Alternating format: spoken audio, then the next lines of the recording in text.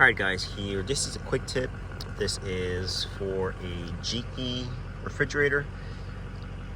Now, that big relay, that is for the compressor. The one next to it is for the heater.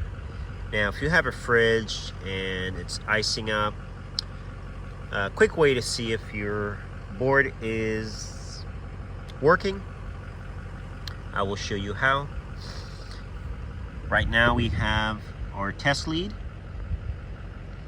Okay, if you look closely, you have J8, J9, and J11.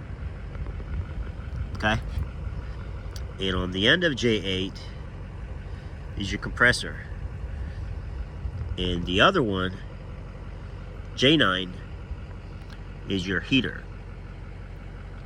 So your line coming in is the red, and the other one is your component that is being energized. So to activate the relay,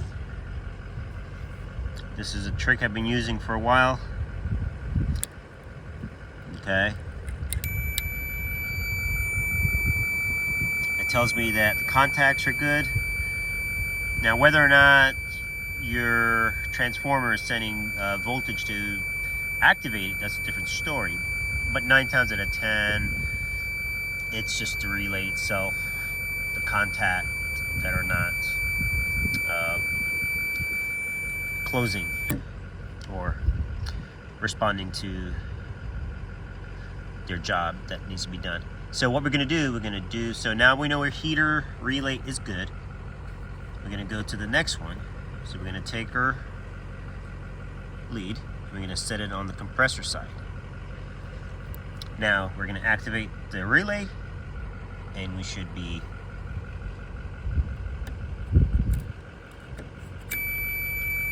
as you can see, I'm going to remove the magnet. Turns off. So all you're doing is manipulating the system that it's getting a signal. So you can check your heater, your compressor from the back. Now, I always use something like a plastic pliers or something insulated. Even though it's plastic, you shouldn't feel anything, but as a safety rule, I always insulate. I never touch the live board, so make sure that if you're doing it, this is only for testing, not usually when the fridge is powered on. Yes, I've done it. I don't recommend it.